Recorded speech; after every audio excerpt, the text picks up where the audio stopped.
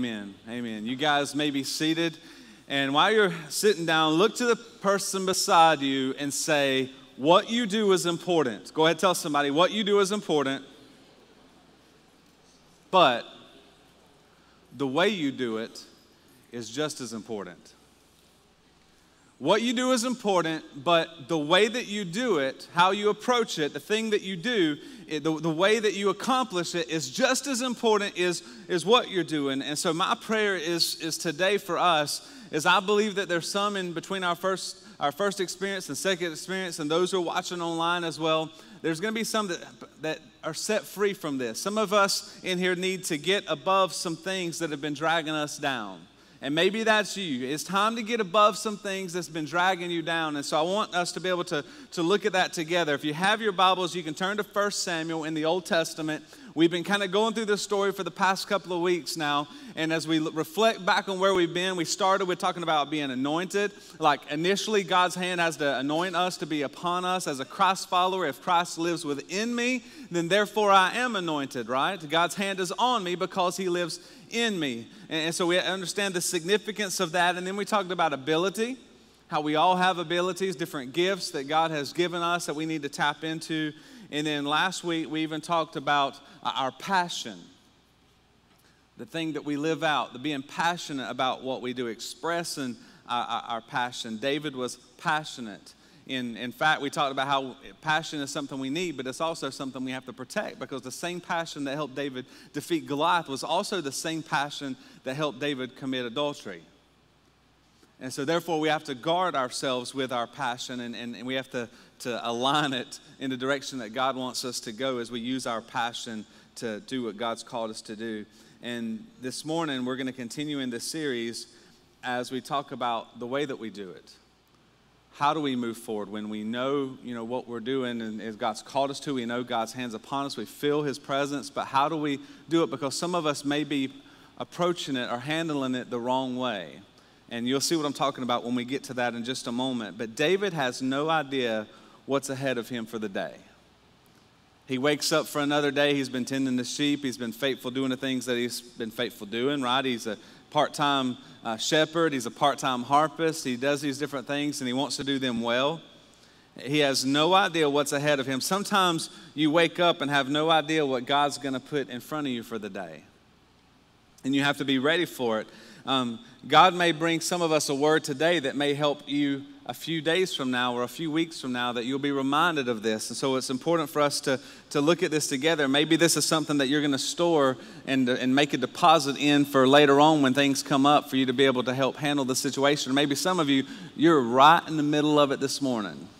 And this is a word for you in the position that you're in. But we look at David. People look at him. He's not old enough yet. Yeah, God's hands anointed him, but he's not old enough. He doesn't have the experience that he needs. He's just a shepherd, a harp player.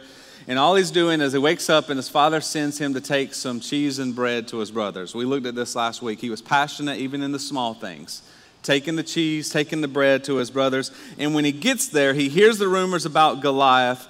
And David starts investigating. So this is where we pick up the story today. If you have your Bibles, I want you to follow on. We're going to be in 1 Samuel chapter 17. And in chapter 17, we're going to go from verse 26 all the way to verse 50. And so I want us to go through all these verses, and we'll pull out some truths as we look at this together through verse 50. And so follow with me. I'm in the NIV version, verses 26 and 27. Let's get started.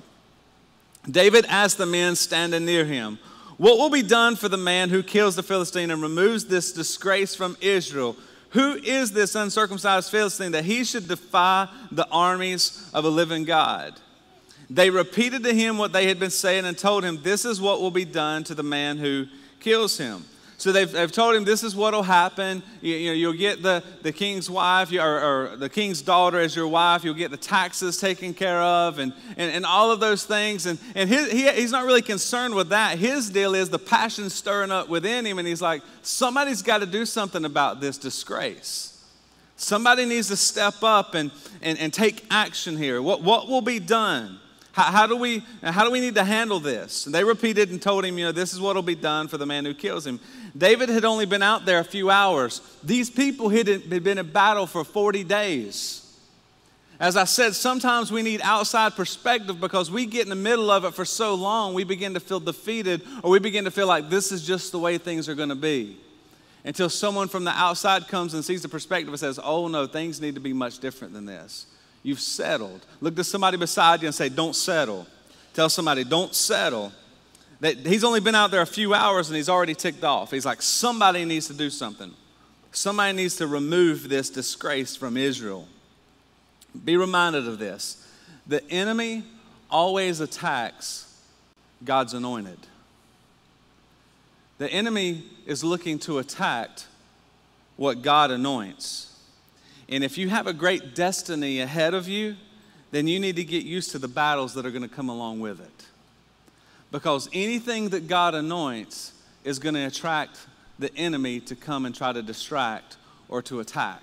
And so if you see a great destiny, if you see a vision for where God wants to take you as an individual, as a business, as a family, as a Christ follower, when you see that vision and moving forward, you need to be reminded anything that God anoints, the enemy is going to attack. And if you are a Christ follower and Christ lives within you, then you are what? Help me now this morning. You are what? You're anointed. And if you're anointed, then the enemy's going to do what? Attack. And so if you're going to be anointed and Christ lives within you, then you need to be prepared for the enemy to come and try to attack you, to bring doubts that you'll face along the way. And so David faced some of those doubts along the way, but he was willing to move forward and realize the enemy's going to attack whatever it is that God anoints, and God had anointed David. And so therefore the enemy's going to come along and try to attack him. Verse 28, when Eliab, David's oldest brother, heard him speaking with men, he burned with anger at him. And he asked, why have you come down here? And with whom did you leave those, what? How many sheep? Few. You see what's going on here? The few sheep. Not just like the big sheep. Not, who'd you leave those few sheep with? Why'd you come down here? Who did you leave those few sheep with out in the wilderness? I know how conceited you are, how wicked your heart is. You came down here because you just wanted to watch the battle. I know what you're thinking. What is he doing? What is his brother doing? He's accusing him. And when God anoints you, when God has his hand on you, I promise you, one of the ways the enemy will attack is what will he do? He will accuse. In fact, Scripture gives us a nickname for Satan as what? The accuser of the brethren.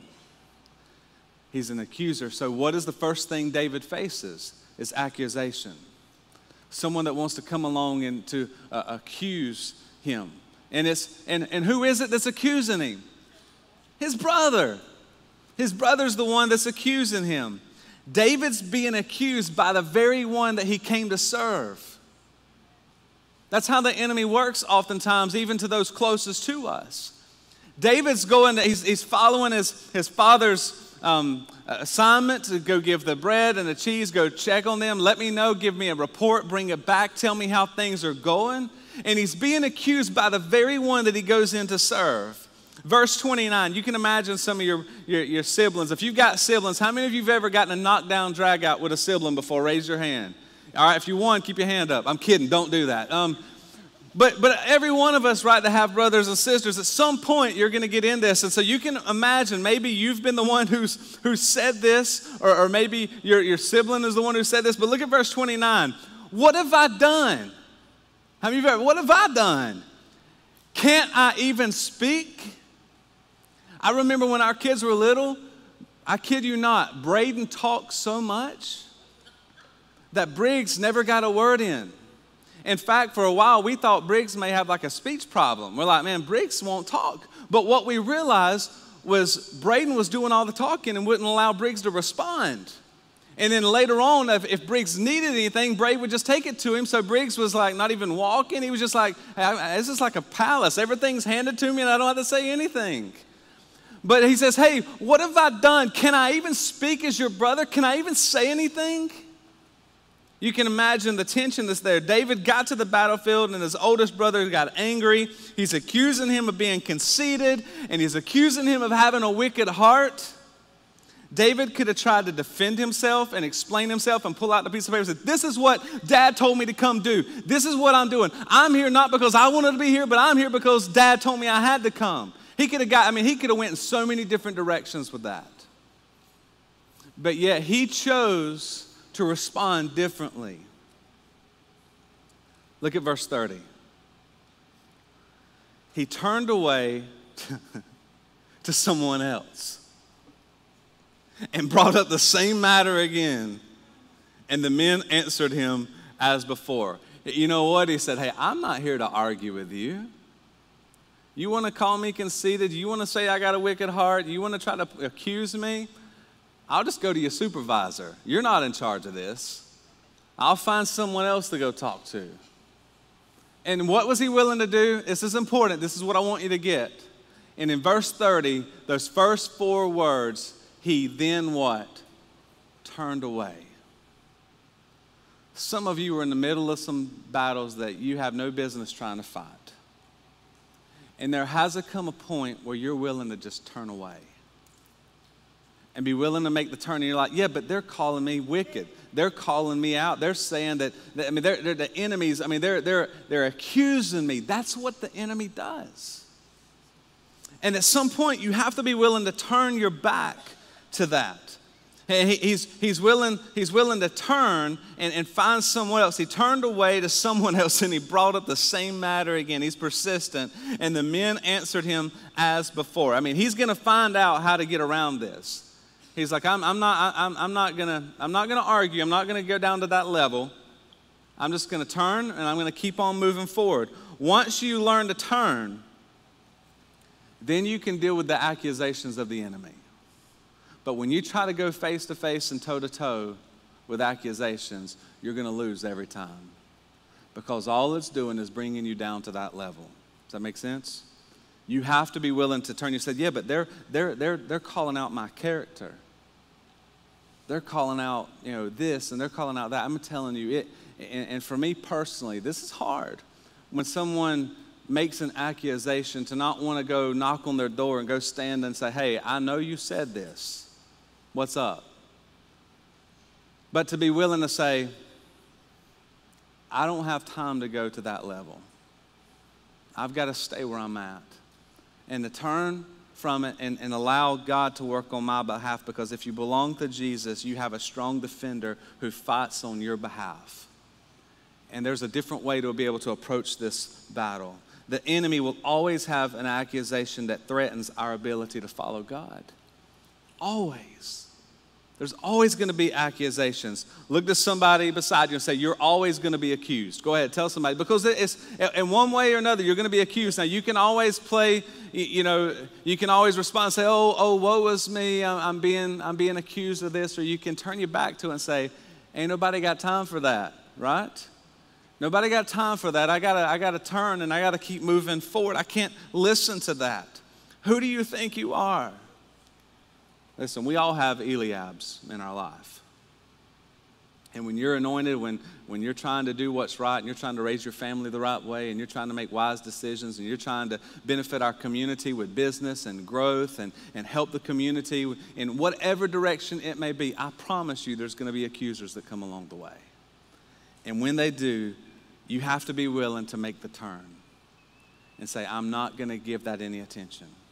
I'm going to make the turn and allow God to work in that situation. Listen, God will convict you in order to change you. But he'll never accuse you in order to shame you. Now, when God convicts us, therefore, there's some change that needs to happen. Absolutely. We need to turn from our old ways. But God will never accuse you in order to shame you in front of others. It's always to benefit you, to help you grow, not to belittle you and to bring you down.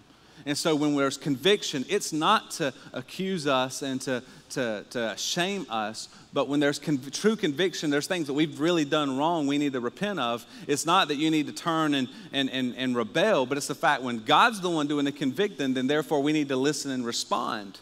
But when the enemy's the one doing the accusing, we need to turn and allow God to fight that battle for us. because there's other things that we need to be involved in doing. The enemy will do anything to distract you along the way. And so we need to practice turning from the enemy's accusations. And in other words, we need to get better at ignoring the accusations than the enemy is at accusing us. We need to get better at ignoring them than the fact that the enemy brings them to accuse us to be able to move forward. Verse 31, let's continue looking at this. Verse 31 and following. What David said was overheard and reported to Saul, and Saul sent for him. Now, Saul likes David, right? Because David plays the harp anytime he's distressed, and he'll come and play the harp for him, an excellent harp player. We talked about that a couple of weeks ago. Saul sends for him, verse 32. David said to Saul, you can imagine, he walks in the room, Saul's called for David, but before Saul could even say anything, David speaks out ahead of him. You can imagine him walking in the room going, hey, I know you called for me. Look at this. Let no one lose heart on the account of this Philistine. Your servant will go out and fight him. Now, Saul's bringing him in to give him some bad news. Like, you're not going to do this. But before Saul could even speak, David's looking at it like, finally, Saul calls me in to take care of the situation. That's not the case. Let no one lose heart on the account of this Philistine. Your servant will go out. Your servant's going to go out and fight him. Verse 33. Saul replied, you are not what? You're not able to. Let me ask you a question. How many of you this week have had that response where the enemy's told you you're not able to do that? You're not able. You're not. You're not able to go out against this Philistine and fight him. Not only the words you're not able, but look at this. You are what? You are only. You're not able, you're only. You fill in the blank. You're not able to do because you're only. That's the way the enemy works. You're not able to go out against the Philistine and fight him because you're only a young man, and he's been a warrior from his youth. And not only that, but he's really big and you're really small. Like you're not able to do that. You're not able to go out in that battle. You're not able. What the devil's been telling some of you here this week is maybe you're not able to because you're only. And I'm here to tell you this morning in this training camp as we move forward, you've got to be able to respond to that in the proper way. Maybe for some of you, you're hearing the enemy say, you're only a college student.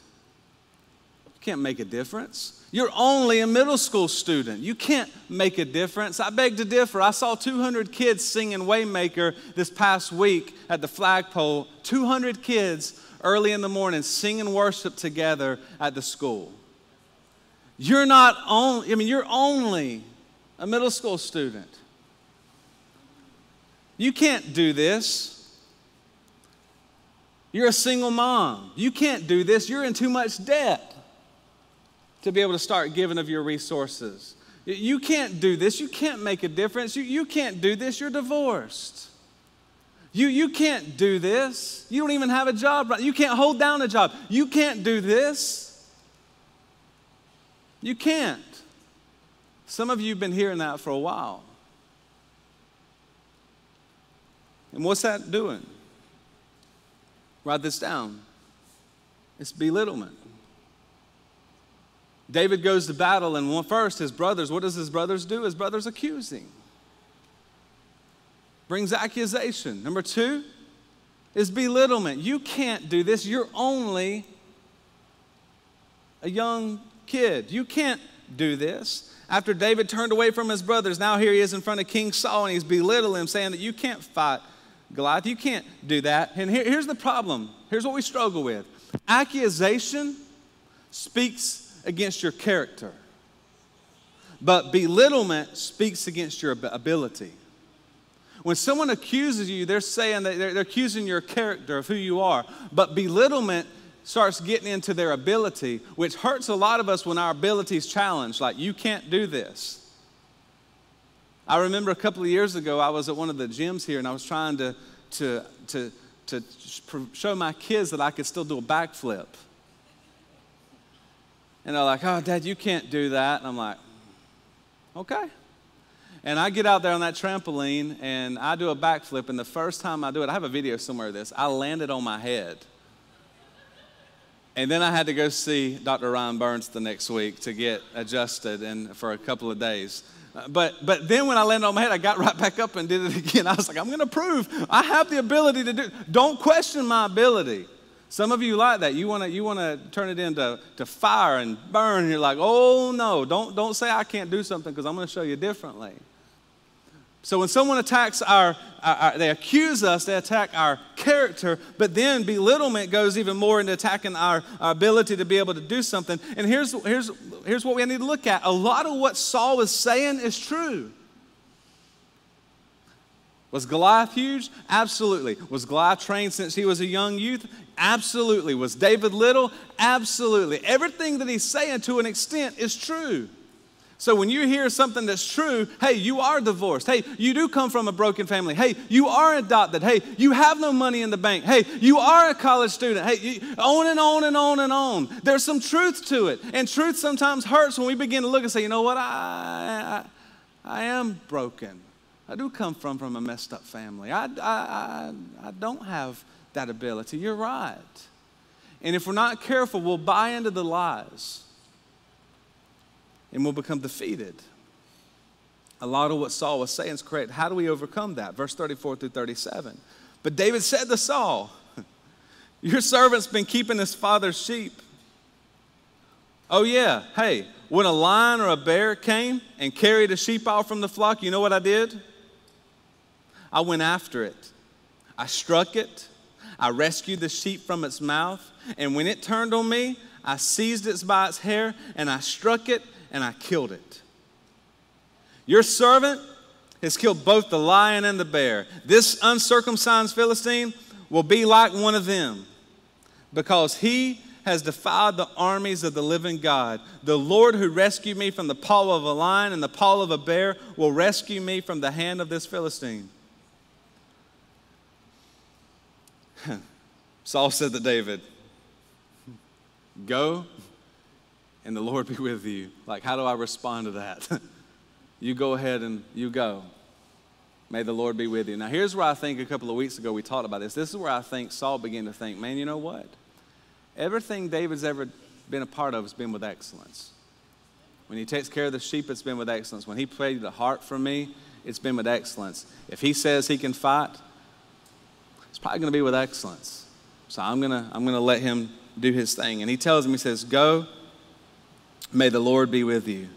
Satan will use your limitations to belittle you along the way. But like David, what do you have to do? You have to be willing to rehearse the victories that God has already won for you.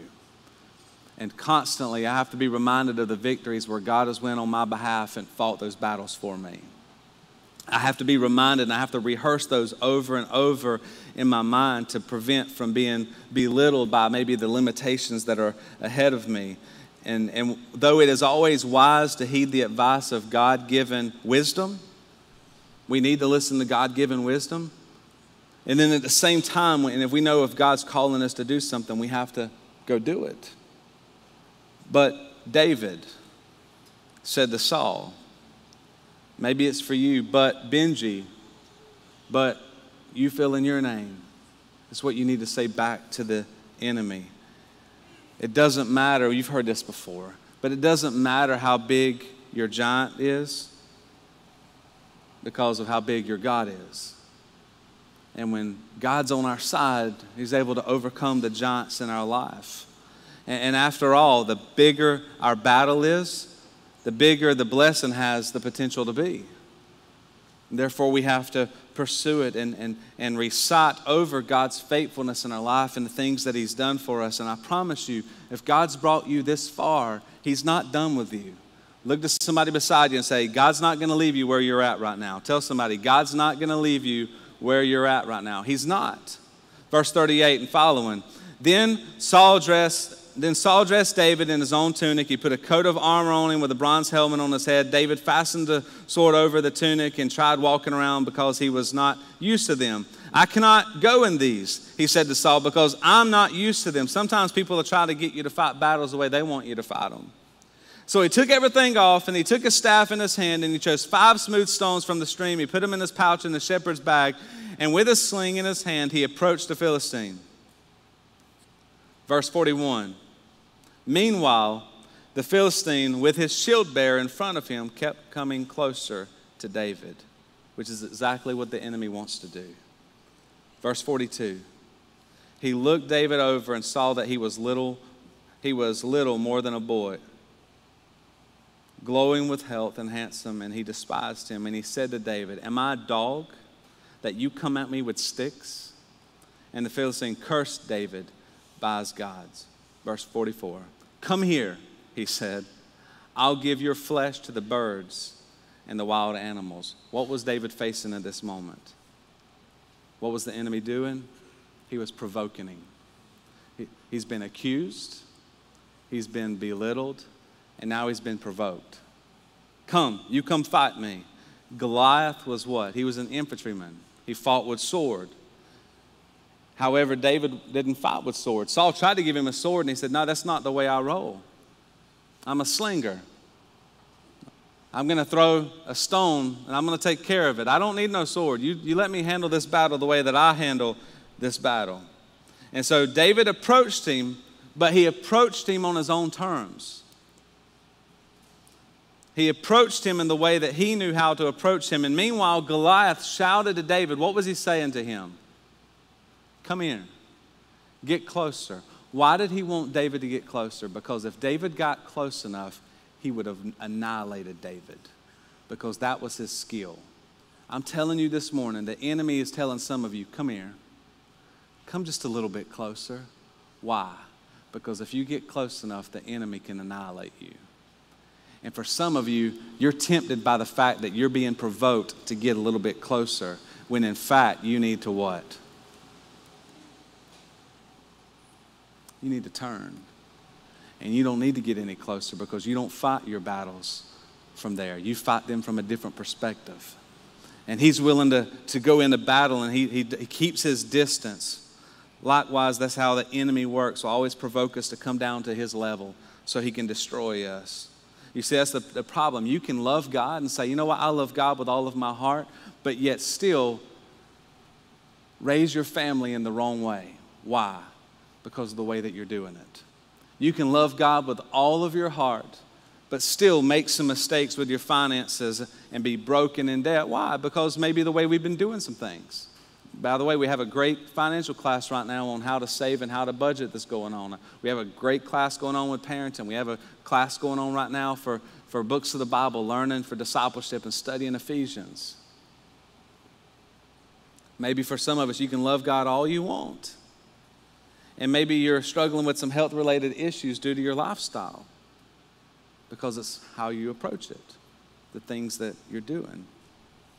He can't kill you if you keep your distance. David had to keep his distance and fight the battle on his ground. Verse 45 through 48. David said to the Philistine, you come against me with sword and spear and javelin, but I come against you in the name of the Lord Almighty and the God of the armies of Israel, whom you have defied. This day the Lord will deliver you into my hands. I'll strike you down and I'll cut off your head. You're like, wow, we're going to get to that next week. This is very day I'll give you the carcasses of the Philistine army to the birds and the wild animals, and the whole world will know that there is a God in Israel. All those gathered here will know that this is not by sword or by spear that the Lord saves, for the battle is the Lord's, and he will give all of you into our hands. And the Philistine did what? He moved what? Closer. Why? Because that's how he fights. He moved closer into attack. David ran quickly toward the battle line to meet him. He had a line where he was going to be prepared, and he met him at the battle line. Maybe some of you here, you're fighting the right battle, but you're fighting the wrong way. You've got the right battle. You've got the right thing in mind, but maybe the way you're doing it's wrong. And maybe you need to reevaluate and change the way that you approach the battle. Verse 49 and 50. Reaching into his bag, taking a stone, he slung it and struck the Philistine on the forehead. The stone sank into the forehead, and he fell face down on the ground. David triumphed over the Philistine with a sling and a stone, without a sword in his hand, and he struck down the Philistine and killed him. Why do you think some of us face things that are bigger than us? Why did he have to fight a giant that was much bigger than him? What did David say? So the whole world will know how big my God is. Why are some of you facing some battles that seem much more taller than you are? Maybe it's the fact that God wants to know, for the world to know just how big he is when you come out with a victory. But you have to be willing to fight the way that he's called us to fight and be in battle, which is the last point, and I'm done, and the worship team will make their way up, and it's this. You need to keep your distance. Look to somebody beside you and say, keep your distance. Keep your distance. Because the enemy recognizes the advantage that we have when we distance ourselves from him. So what does he do? He longs to entice us into fighting him on his terms. And some of you continue to fight battles on the enemy's terms rather on yours. And that's why you continually feel defeated. It's not fighting the enemy harder. Like the old term, it's not working harder, but working what? Smarter. It's not that you're fighting the enemy harder, but some of us need to just fight smarter. We need to get back where we need to be. And what do you do when the enemy isn't standing on the battle lines? Let me ask you this, and I'm done. What do you do when the enemy's not standing on the battle lines, but the enemy's in your heart? The enemy's in your mind. How do I distance myself from something that's living within me? 2 Corinthians chapter 10, verses 3 through 5 says, for we live in the world. We do not wage war as the world does.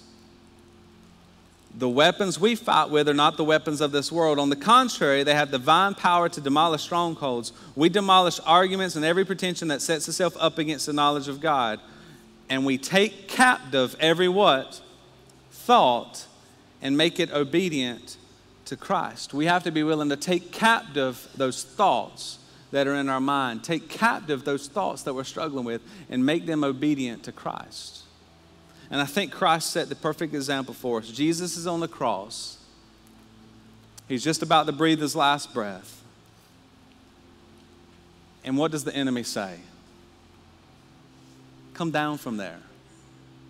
Why don't you come on down? You say you're the King of Kings. You say that you rule. If that's the case, if you can do all things, then why don't you come on down where we are right now? And Jesus said, no, I have to keep my distance because I'm not here to prove something. I'm here to provide something. It's not about me proving to you who I am, but it's about me providing something that you need. And he was willing to stay on the cross and turn and ignore what they were saying because there was a much greater picture that was involved, and he was providing salvation for the world. He didn't need to prove anything because he's already God. Some of us are in here trying to prove something. We have no business just trying to approve something. We just need to be living out of the will of God that he's called us to live, and we need to turn, and we need to fight from the distance that God calls us to fight. And I promise, if you can learn to ignore just as good as the enemy is accusing, I promise over time it'll work. You ever tried ignoring your brother or sister? What eventually happens? They get what? They get mad. They're like, hey, come on, you're not listening to me anymore. I don't have time for that.